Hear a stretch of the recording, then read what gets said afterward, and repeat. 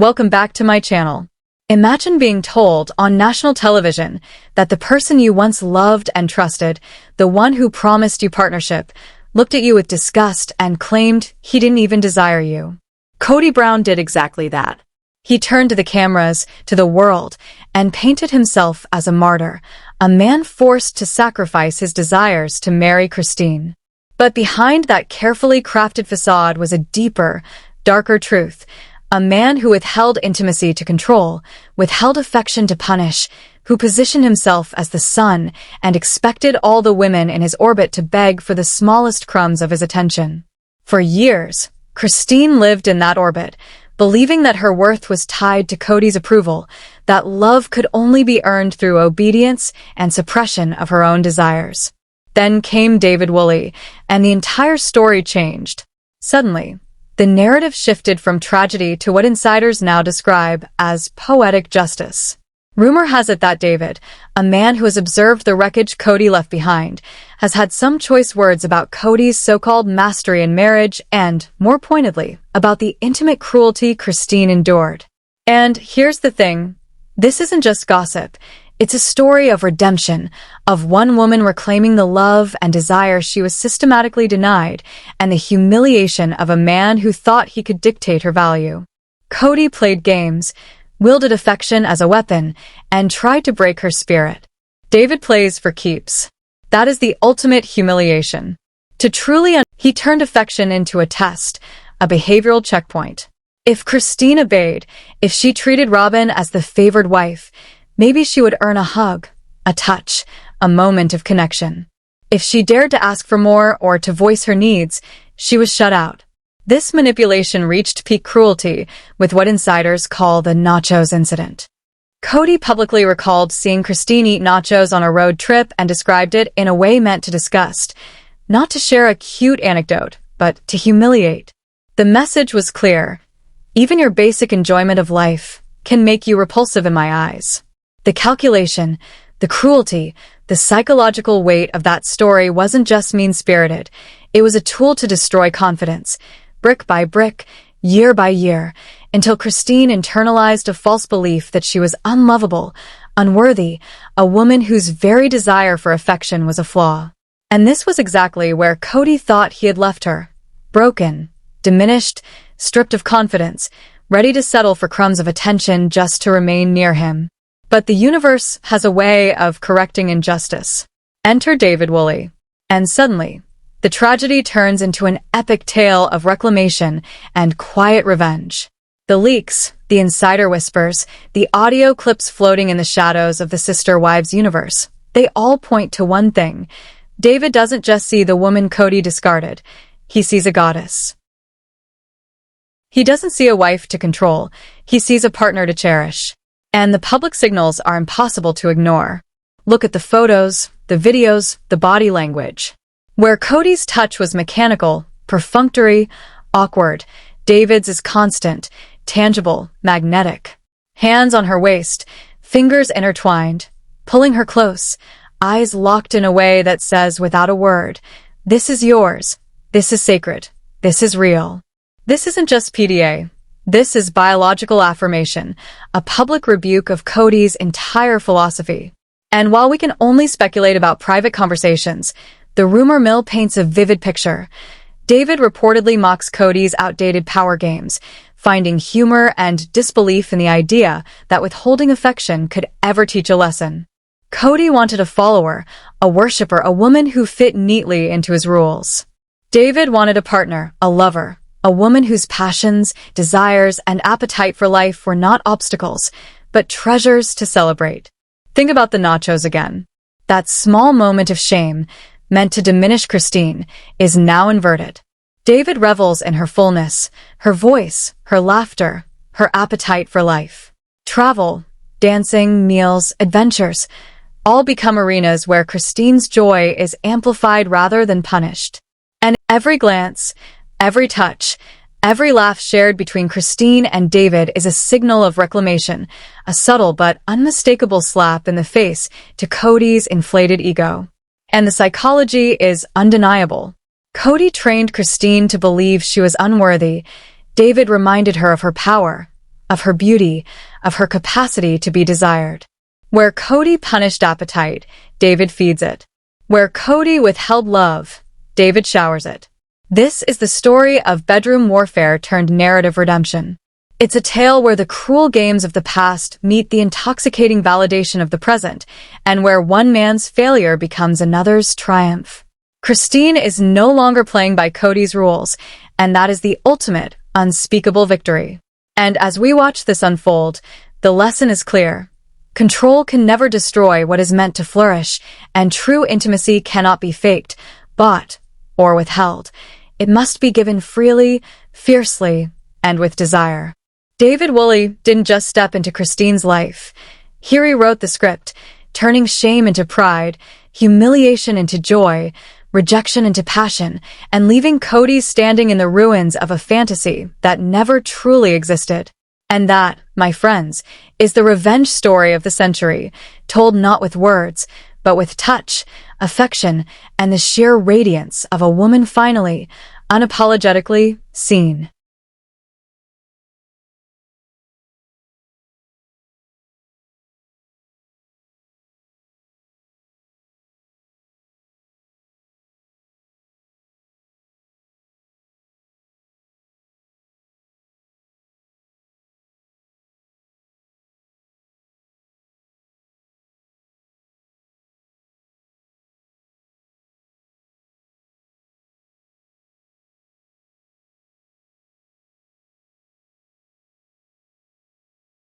Every glance, every touch, every laugh shared between Christine and David is a signal of reclamation, a subtle but unmistakable slap in the face to Cody's inflated ego. And the psychology is undeniable. Cody trained Christine to believe she was unworthy. David reminded her of her power, of her beauty, of her capacity to be desired. Where Cody punished appetite, David feeds it.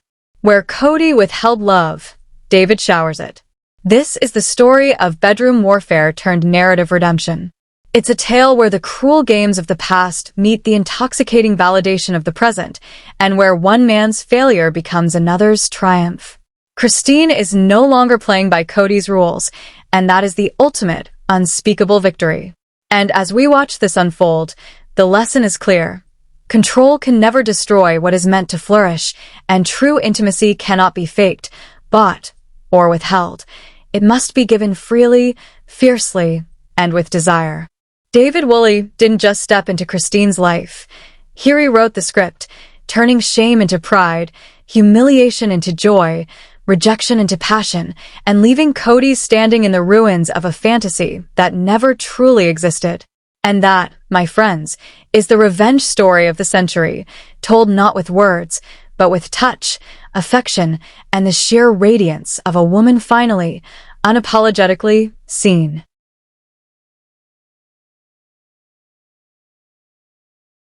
David Woolley isn't just loving Christine, he is feasting on her emotionally, and that energy manifests in a magnetic physical connection that radiates straight through the screen.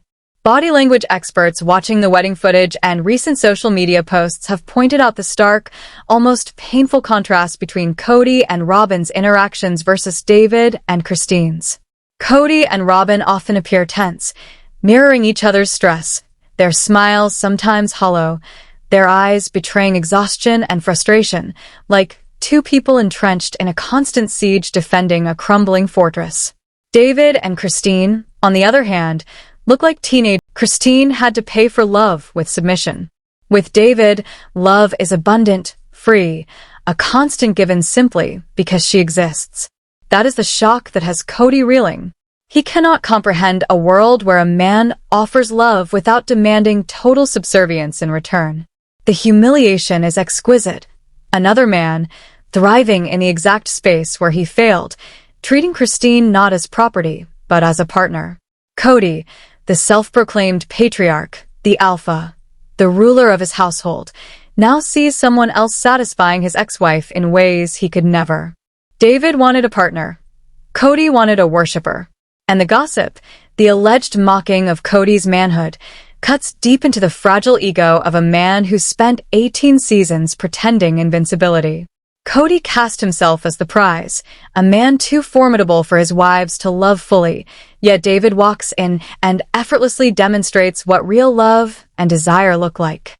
The leaked sentiment, whether whispered or recorded, tells a story. David looks at Christine and sees not a challenge, not a problem, but a woman to be treasured, a goddess in every sense. Cody looked at her with annoyance or tolerance. David looks at her with hunger, intensity, and the raw clarity of a man claiming what is his. And for Christine, who lived years believing she was unlovable, being seen this way, and all the calculated rejections Cody inflicted. Cody's so-called purity weapon backfired spectacularly. By withholding love to assert superiority, he trapped her in misery, expecting she would leave defeated. But she left triumphant, finding a man arguably stronger, more masculine, and infinitely more attentive than Cody could ever be. Christine's glow-up is undeniable, not just in her style, her smile, her radiance, but physiologically, emotionally, energetically. Freed from high cortisol, swimming in oxytocin, Christine looks younger, healthier, vibrant with the love she was denied for years. And Cody? He seats not because he wants her back, but because another man is playing with the toys he discarded. Narcissists never truly relinquish control, and seeing David flourish in the life Cody tried to dictate infuriates him. David doesn't play games. He doesn't apply rules. He doesn't need obedience to grant affection. Every touch, every laugh, every compliment is free-flowing, authentic, a sharp contrast to Cody's transactional, punitive approach. And this difference isn't subtle. While Cody trained his wives like dogs waiting for treats, David creates partnership. Christine's desires matter.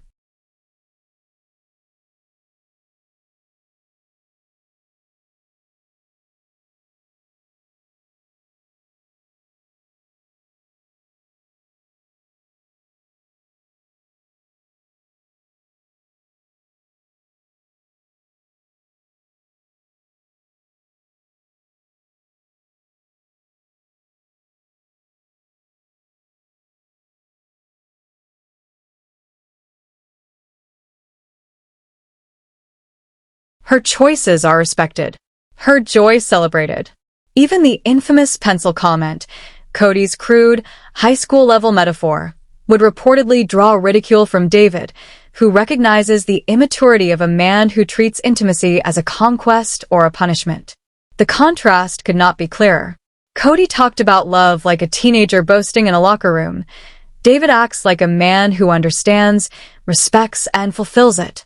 Robin, who supposedly held a full marriage with Cody, now has to witness Christine receiving something far greater, a calm, loving, attentive partner who cherishes her, embraces her chaos, and supports her children.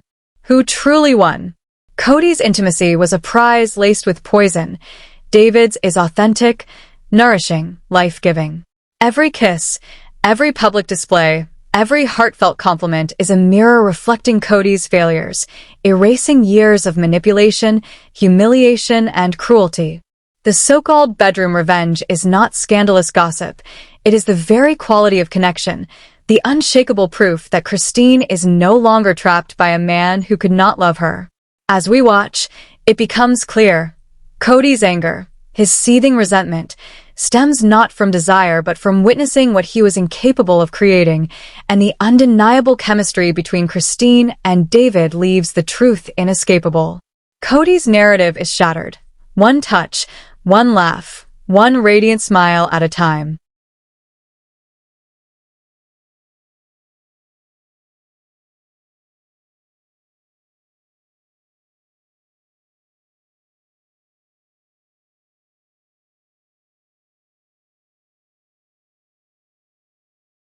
If Cody didn't love Christine, if he wasn't attracted to her, why does he care so much now? The answer is brutally simple. David exposes the lie. For years, Cody spun the story that Christine was unlovable, that her desires were flaws, that her very existence required correction. The truth, glaring and undeniable, is that Cody was incapable of love, and now that truth is broadcast in high definition every single day across social media. David Woolley didn't just marry Christine, he vindicated her, proving that she was never the problem. And that, my friends, is the ultimate revenge. This isn't just a romantic tale, it's a psychological masterclass in the art of exposure and reclamation. The contrast between Cody's tyranny and David's devotion is staggering, a story that spans decades of manipulation, cruelty, and emotional withholding, now appended by patience, partnership, and authentic desire. When we examine the specifics, how David stepped in to heal the wounds Cody caused, nurtured relationships with the children, offered freedom and support, and restored joy in the home, it all ties back to the bedroom. Because a man who supports his wife in the boardroom and the living room is welcomed in the bedroom, and Cody failed in every single room of that house while David succeeds in all of them. Cody Brown thought he built an empire of self-perceived desirability, convincing the world, and himself, that 4 women would share him because he was high value, irreplaceable, untouchable. Affection was a finite resource, to be rationed, earned, controlled. Every touch was a favor, every glance a gift, and Christine was forced to accept scraps as if she were lucky to survive in his orbit. David Woolley shattered that scarcity mindset. He operates from abundance. There is no rationing of affection, no need to earn it with obedience or performative perfection. The rumors swirling in the Sister Wives universe suggest David finds Cody's strategy pathetic, even laughable, a child's game masquerading as authority. To withhold love is to reveal insecurity. To give freely is to display mastery. David runs on a full tank, while Cody was perpetually empty. Safety, real emotional safety, is the cornerstone of intimacy, and this is where Cody's failures are most glaring. Christine spent years walking on eggshells, never certain if a gesture, a word, or a bite of food would trigger withdrawal, disdain, or punishment. Passion cannot survive in a minefield. David, in contrast, has created a sanctuary. Christine can relax into him, speak freely, laugh loudly, eat the nachos without consequence, and know she is loved fully and unconditionally.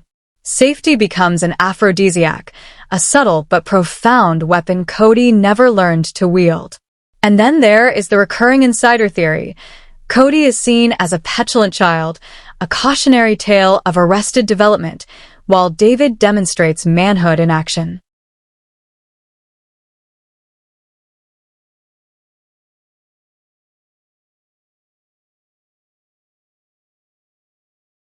Where Cody pouts, withdraws, and flees to Robin's side, David stands firm, navigates chaos, raises children, and manages the business of life. The couch sleeping stories, the withholding tactics, the symbolic retreat from responsibility, David reportedly sees them all as the ultimate sign of weakness. The contrast could not be starker. Cody talks about intimacy like a teenage boy bragging in a locker room. David handles it like a man who knows how to please, to cherish, and to love with authority and generosity. And then there's the physical transformation, the glow-up. Christine radiates not just because of style or aesthetics, but because of biology. Oxytocin floods her system, cortisol drains away, and years of fight-or-flight stress dissolve into peaceful, validating pleasure. The skin clarity, the brightness in her eyes, the energy she exudes are all biological proof that David is curing the chronic stress Cody inflicted. But the revenge cuts deeper still. Cody attempted to suppress Christine's personality, her exuberance, her singing, her joy, labeling it too much, annoying, unnecessary. David calls her queen, celebrates her energy, delights in her full existence. Every acknowledgement, every laugh, every playful touch is a direct strike against Cody's ego, exposing him as the blind man who threw away a diamond thinking it was a worthless stone. And the family sees it too. Children, who are always aware, always observant, witness the stark contrast.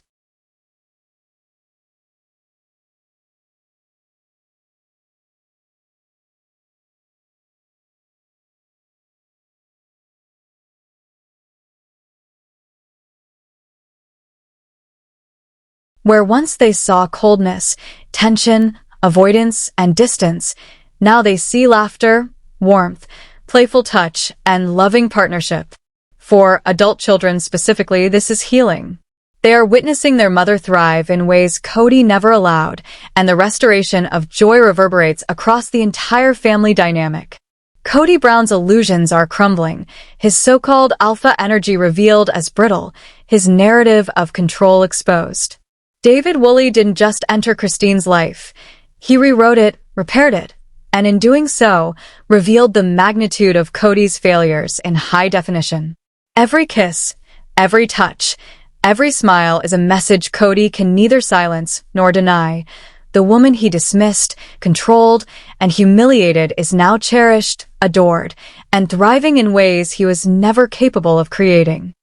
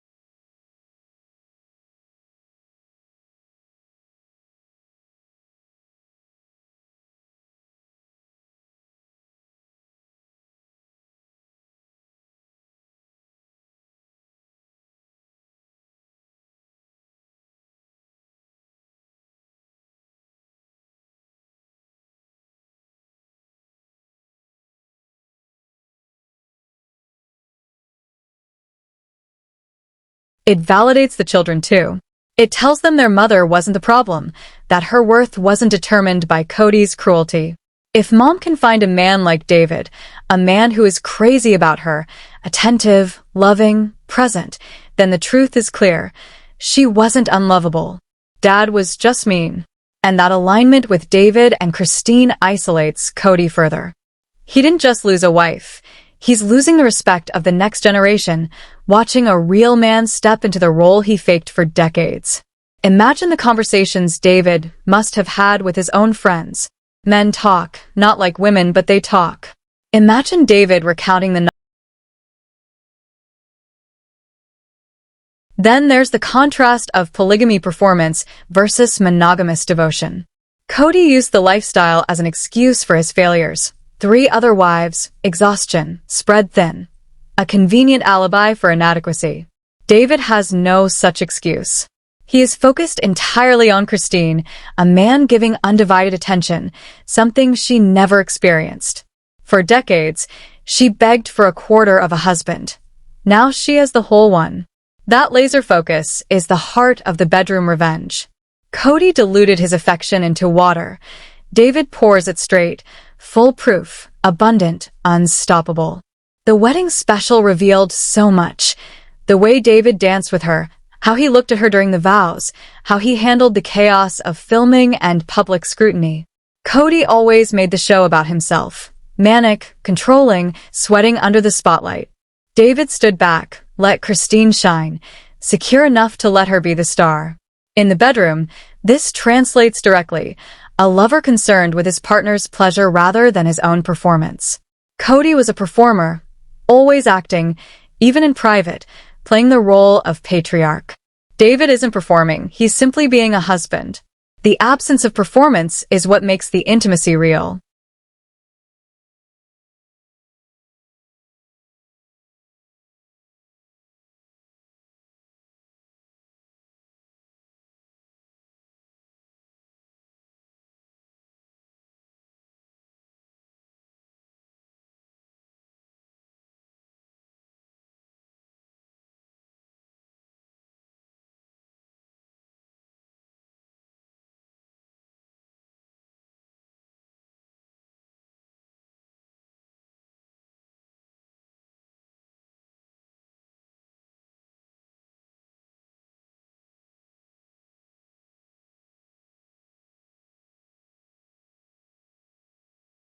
Then there's the touch starvation theory.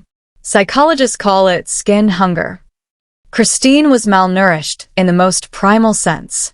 Cody intentionally starved her, rationed affection to enforce compliance. David created a banquet. When Christine clings to David, you see a person recovering from decades of deprivation.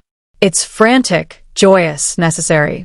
Cody, witnessing this, must wrestle with guilt and defensive anger, telling himself she's acting, because admitting the truth would mean acknowledging he was cruel, a jailer who starved his own prisoner. And Robin? She won the honeymoon with Cody, but now she's stuck with a bitter, angry man obsessed with his ex-wives. Meanwhile, Christine, the basement wife, is living a literal honeymoon, experiencing the romance Robin never got. The irony is Shakespearean. Cody's household is steeped in ranting and victimhood. David and Christine's is full of laughter, travel, warmth. David has avenged not just Christine, but the very concept of fairness.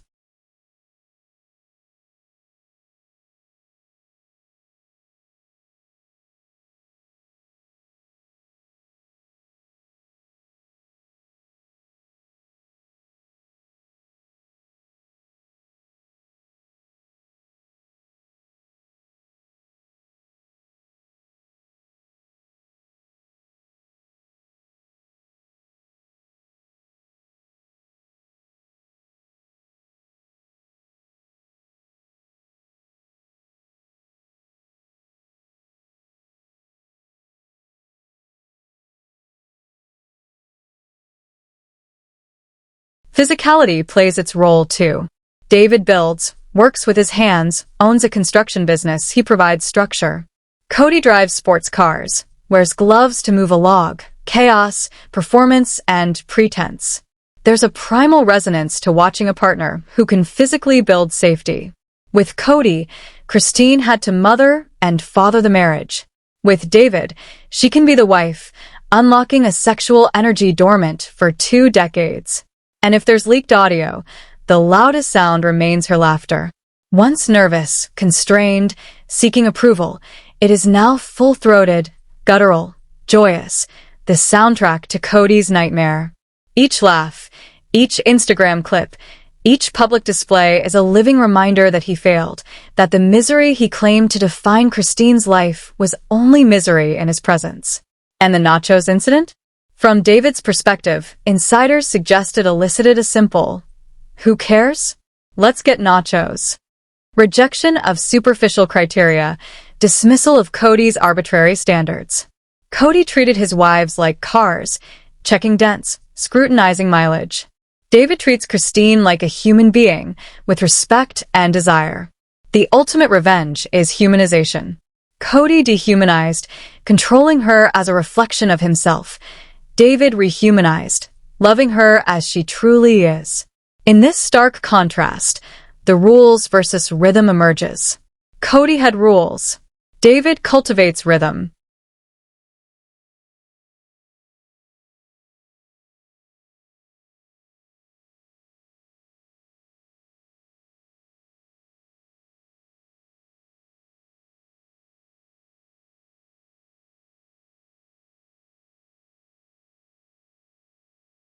Don't talk to her. Don't go there. Do this. Relationships don't run on rules. They run on rhythm. You move together. You dance together. David and Christine have found that rhythm. You see it in airports, in restaurants, at tables, always in sync. Cody and his wives, always out of step, constantly tripping over each other, apologizing for every misalignment. That lack of rhythm kills intimacy. If you can't walk in sync, you certainly can't be intimate in sync. The seamlessness of David and Christine's connection is the final nail in Cody's narrative coffin. Christine wasn't difficult. She just had a partner who didn't know the steps and blamed her for stepping on his toes.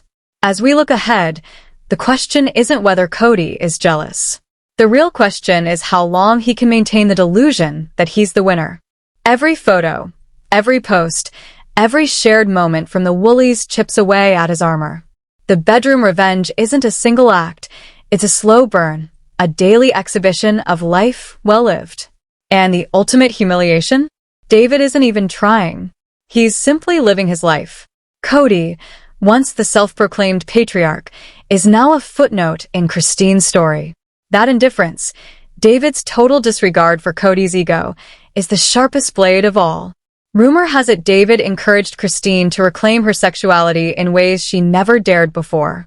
Leather jackets, tattoos, that edgy, bad girl energy Cody spent decades trying to suppress.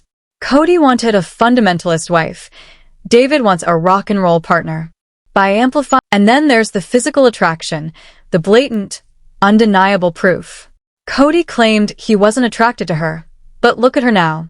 In the prime of her life, radiant, confident, desirable. Was Cody blind or lying to control her? The theory is containment, telling her she wasn't wanted, so she would stay. David blew that strategy wide open, showing the world her worth was sky-high. Cody tried to depress her value. David invested and reaped the dividends. Untangling 20 years of manipulation, the construction metaphor cannot be ignored. David builds. He fixes, renovates, restores. Cody sells dreams, spins tales, leaves barren wastelands. Coyote Pass is the visual embodiment of that failure. Empty promises, cracked foundations. David looked at Christine's heart, saw the damage Cody caused, and he didn't flee. He rolled up his sleeves. He renovated her confidence, rebuilt her self-worth, restored joy. Cody saw a fixer-upper and abandoned it. David saw the same fixer-upper and turned it into a palace. That palace, fully inhabited by love, respect, passion, and laughter, is the ultimate bedroom revenge, a life lived fully while Cody's illusions crumble around him. This is a very masculine form of love, the kind that fixes, protects, improves. And that energy doesn't stop at the heart. It flows straight into the bedroom.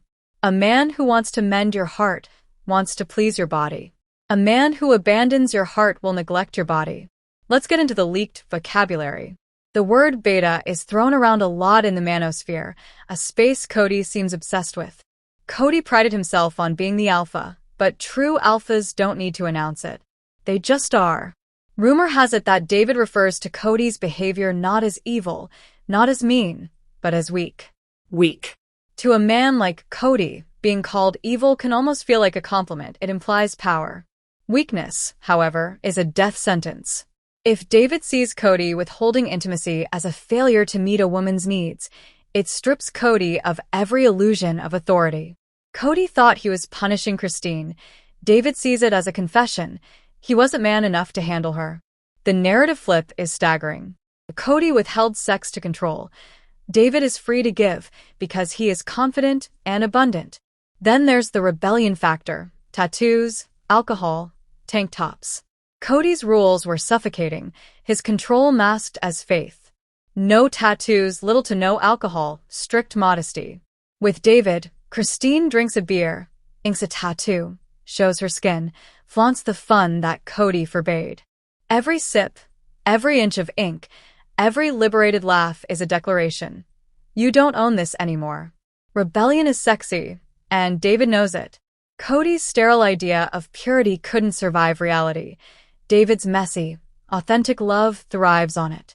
He loves her wrinkles, her scars, her history. Where Cody demanded a pristine doll, David embraced a survivor.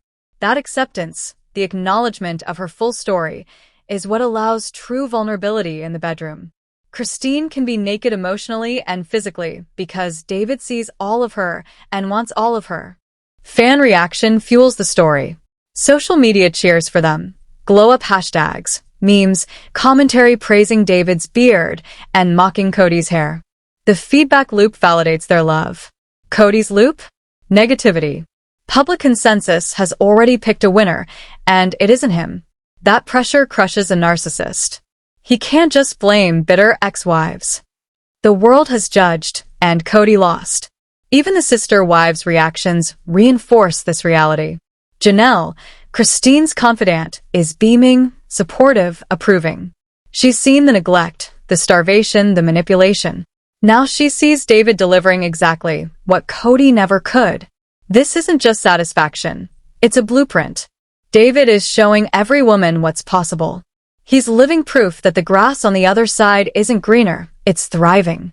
The domestic dynamic further underscores the contrast. Cody hid his phone, his car, the couch. David is present. Cooking, talking, being fully engaged. Presence itself is foreplay. Being listened to, being seen, being counted. This is intimacy. Cody thought foreplay was compliance. David understands foreplay as a lifestyle of connection. And yes, the rumors about mocking Cody's couch escapades tie directly into this. A man who runs from his wife is a man afraid of intimacy. A man who stays, who is present, is ready. The visual contrast between Cody and David couldn't be sharper. Cody clings to youth, sports cars, visors, frantic energy. Midlife panic wrapped in insecurity. David embraces age, bald head, gray beard, grounded confidence. Confidence is magnetic. Frantic energy repels. Grounded energy attracts. In the bedroom, it matters. You want a man focused on you, not his hairline. Cody's tangled, chaotic appearance mirrors his failures. David's streamlined, confident presence mirrors his success and stability. And then there's the chase. Cody stopped chasing the moment he owned his wives. He expected them to chase him. David? He still chases Christine. Surprise gestures, thoughtful comments, playful energy. That pursuit keeps desire alive. Cody let the fire die, expecting the wives to stoke the flames while he stood in the warmth. David brings the wood, fuels the blaze, and Christine is thriving in the heat.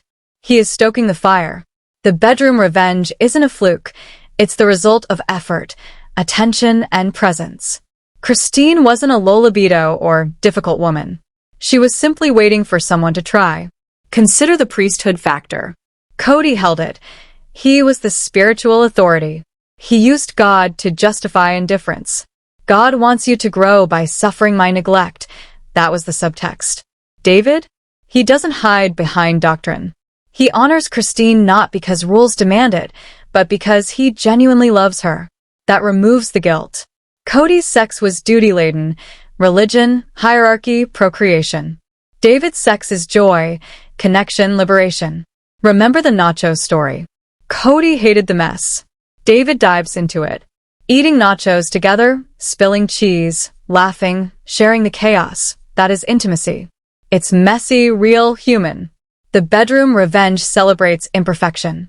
If you can't handle a woman eating nachos, you can't handle her full life, her laughter, her desires. David handles it all. And the leaked hook, David mocking Cody, resonates with the audience because it's cathartic. We've all screamed at the TV, "Cody, you're the problem." David becomes the avatar of our collective wish, to love Christine and laugh at Cody simultaneously.